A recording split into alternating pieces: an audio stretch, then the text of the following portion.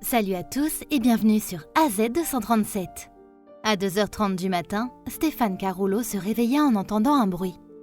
On aurait dit que quelqu'un essayait de pénétrer de force dans sa maison. Le vieil homme s'arrêta et écouta.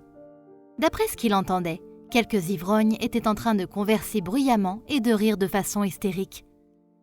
L'un d'eux cria depuis la rue « Ouvrez, c'est pour vérifier votre compteur !» En entendant cela, il ouvrit sa fenêtre et regarda vers la rue. Deux grands hommes secouaient son portail, au point de le briser. Regardons son histoire.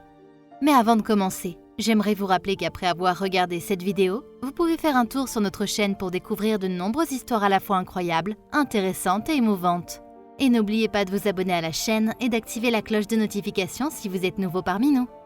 Stéphane Carollo avait presque 80 ans et s'inquiétait beaucoup de sa santé. Maintenant, il devait s'inquiéter des ivrognes qui défonçaient son portail. Même s'il s'inquiétait de cela, il n'allait en aucun cas ouvrir le portail. Il n'avait aucune idée de ce pourquoi ils étaient là. Ils ne lui voulaient pas du bien. Aucune personne saine d'esprit ne viendrait frapper à la porte d'un étranger, surtout la nuit. Il décida alors d'attendre un peu, en espérant que pendant ce temps, ils auraient repris leurs esprits et s'en iraient. Cependant, ce ne fut pas le cas. Ils étaient déterminés à rester eux aussi. Il décida d'appeler la police, mais cela ne passait pas. Sa maison était située à la périphérie de la ville et il avait toujours une bonne connexion mobile. Il marmonna « Les ennuis ne viennent jamais seuls », tout en continuant à composer le numéro. Encore et encore, sans succès. Il pensait que son téléphone était peut-être cassé. Il avait ce téléphone depuis longtemps maintenant et il avait toujours fonctionné assez bien. Enfin, jusqu'à ce qu'il en ait vraiment besoin. Les deux hommes se tenaient toujours dans la rue et portaient leur attention sur le vieil homme et sa maison. Il savait que le vieil homme vivait seul, car il effectuait seul certaines tâches ménagères. Cela n'avait pas d'importance de toute façon, car ils avaient décidé que la maison du vieil homme était adaptée pour leur soirée pyjama. « Ouvrez le portail, nous venons vérifier les compteurs !» criait-il. Ce n'était pas comme s'ils avaient peur de lui. En fait, ils aimaient le voir sans défense. Ils s'étaient assurés qu'il ne pourrait contacter personne en mettant un brouilleur sur sa connexion mobile. Le vieil homme était sûr d'une chose. Les hommes dehors lui voulaient du mal et il ne serait pas secouru de sitôt. Il commença à réfléchir.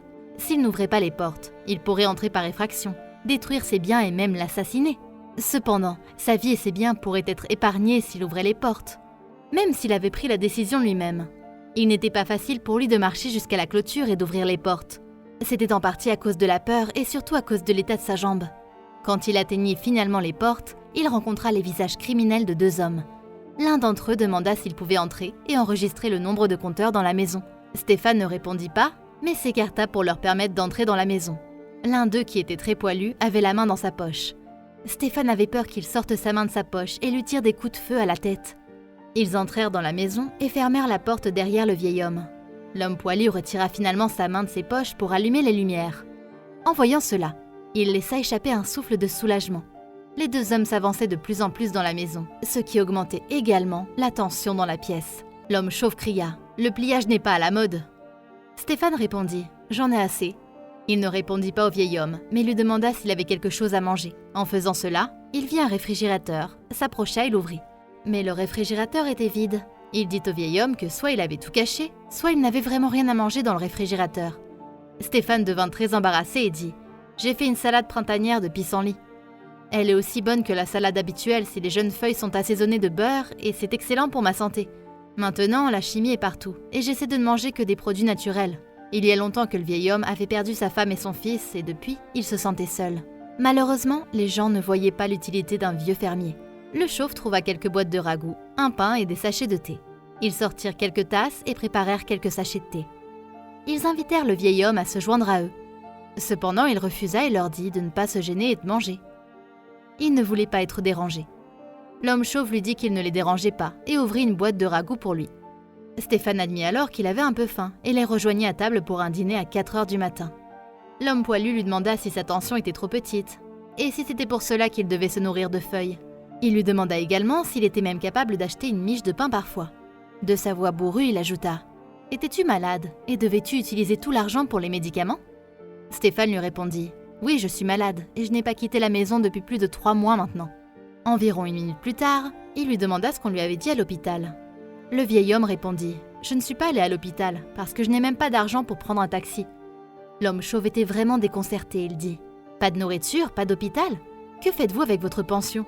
Stéphane lui dit que sa pension n'était pas arrivée depuis 3 mois. Il lui dit également que sa voisine avait l'habitude de l'aider à faire ses courses, mais que lorsqu'il n'avait plus d'argent, il ne pouvait plus lui demander.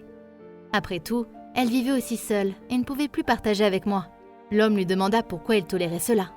Stéphane Carollo lui répondit que la poste prétendait qu'il avait reçu sa pension, mais ce n'était pas vrai et il ne savait pas comment le prouver. S'il était encore jeune, il irait voir le bureau de poste et insisterait pour qu'il règle le problème. Les hommes étaient très en colère d'entendre cela. « Vous souvenez-vous de la dernière fois où vous avez reçu votre pension ?» demanda l'homme chauve. Il s'en souvenait. La dernière fois, le facteur était ennuyé. Il lui avait dit qu'il ne pouvait pas attendre une demi-heure à chaque maison car il avait beaucoup à faire. Stéphane leur dit à tous les deux que c'était un combat pour lui de marcher ainsi, jusqu'à la clôture pour ouvrir le portail. Les 2 hommes se regardèrent quand ils comprirent quel était le problème et pourquoi le vieil homme ne recevait pas sa pension. Stéphane était une personne très gentille et ne pensait pas du tout du mal des autres.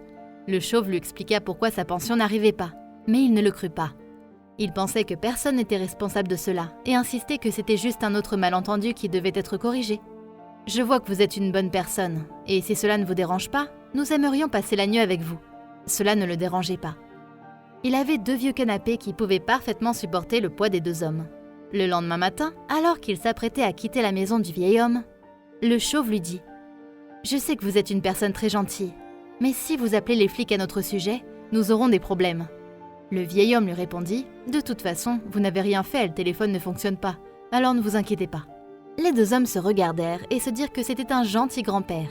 Par nature, ils étaient des arnaqueurs, mais ils ne pouvaient pas faire ça à ce vieil homme, mais ils donneraient une leçon à l'autre arnaqueur.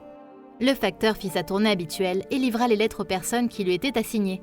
Une fois qu'il termina, il monta dans sa voiture pour rentrer chez lui. Cependant, lorsqu'il regarda dans son rétroviseur, il fut choqué. La seconde suivante, il sentit une sensation froide de métal à son cou. Le chauve lui dit de conduire tranquillement jusqu'à la maison et le facteur acquiesça rapidement.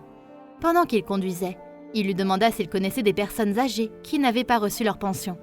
Les 2 hommes portaient des masques noirs et ils ne pouvaient donc pas savoir qui ils étaient. Mais l'un d'entre eux dit « Avoue-le » et il répondit « Oui, j'avoue ». Aussitôt qu'il avait dit cela, ils commencèrent à l'interroger. « À combien de personnes avez-vous fait ça? Combien d'argent est impliqué? Et pourquoi avez-vous fait ça? Stéphane Carollo était-il seul? » L'un d'entre eux lui dit de rembourser tout ce qu'il devait au vieil homme, sans omettre un seul centime, et qu'après, il devrait l'emmener à l'hôpital avec un sourire sur le visage. Il était évident qu'il les avait entendus, mais il resta silencieux et ils lui demandèrent « Tu comprends ou pas ?» Pour lui faire peur, l'un d'entre eux lui demanda de se rendre dans un endroit désert et effrayé, il leur promit qu'il s'assurait de lui rendre tout l'argent et de l'emmener à l'hôpital. Ils collectèrent l'argent sur place, lui demandèrent de s'arrêter et descendirent de la voiture. Dès que la voiture n'était plus en vue, ils retirèrent leur masque et brandirent une cuillère qu'ils avaient prise dans la maison du vieil homme. C'était l'outil parfait pour menacer quelqu'un de faire le travail. Le soir, ils retournèrent chez le grand-père et prirent un bon dîner avec lui, puis chacun alla se coucher. Stéphane Carollo se réveilla le lendemain matin et trouva la maison vide, mais il remarqua qu'il y avait de l'argent sur la table, avec une note disant qu'il s'était occupé de sa pension. Le vieil homme en conclut que l'apparence d'un criminel ne révèle pas sa bonne nature. Depuis lors, le facteur livrait toujours sa pension à l'heure avec un grand sourire sur le visage. En plus de cela, il lui proposa de le conduire à l'hôpital et même s'il refusait, le facteur continua d'insister et il l'accompagna donc. Sa jambe fut examinée et elle va mieux maintenant. Il aidait maintenant sa voisine à faire ses courses car il voulait lui rendre l'appareil pour toutes les faveurs qu'elle lui avait accordées. Quelle est votre opinion au sujet de cette histoire? Dites-le nous dans les commentaires. Si vous avez aimé cette vidéo, alors cliquez sur le bouton j'aime et partagez-la autour de vous. À très bientôt sur AZ237.